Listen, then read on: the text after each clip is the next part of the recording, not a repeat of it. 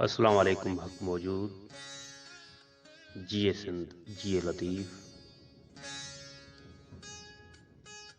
हिंद सिंध समेत पूरी दुनिया में रहंदड़ मुसलमाननि ऐं आलमी इंसानियत खे मूं नाचीज़ मेहराब लतीफ़ीअ पारां ईद उल फितर जूं लख लख वाधायूं।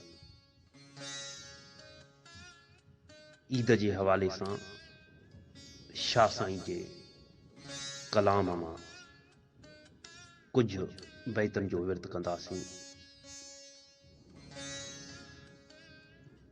जा बराद बुतन जी सा उञ बुख आदेसिन।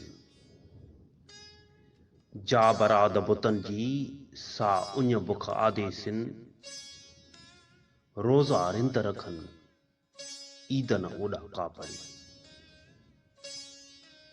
हिन बैत में शाह साईं उन्हनि मुतक़ी माण्हुनि जी ॻाल्हि करे थो जेके ईद ते पाण त ठठ ठांगर नथा कनि पर उहे रोज़ा रखनि था ऐं ईद खे पाण वेझो नथा वञनि, इंसानियत जी ख़िदमत कनि था। कतण जी कान करीं सुती साहे हॾ। सुबह ईंदई ओचितो ईद उघाड़नि गॾु।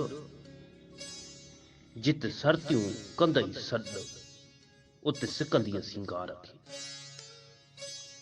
हिते हिकिड़ी नसीहत थो करे, हिदायत थो करे त तूं कुझु बि नथो करीं, महिनत नथो करीं, जिदोजहद नथो करीं पंहिंजे लाइ, पंहिंजे अहलो अयाल लाइ, पंहिंजे मिटनि माइटनि लाइ कुझु ठाहीं नथो, अॻिते जो सामान अमल सालिह नथो करीं त सुबुह ओचितो ईद उघाड़नि गॾु ईंदी।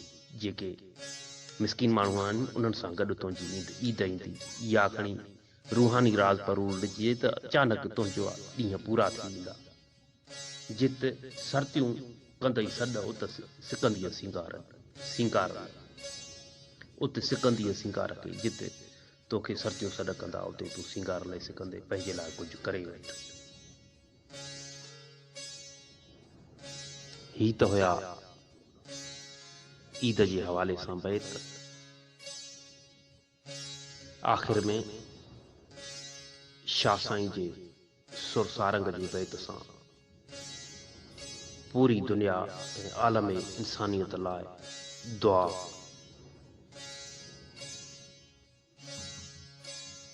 मोटी मांडराण जी वारे कयाई वार।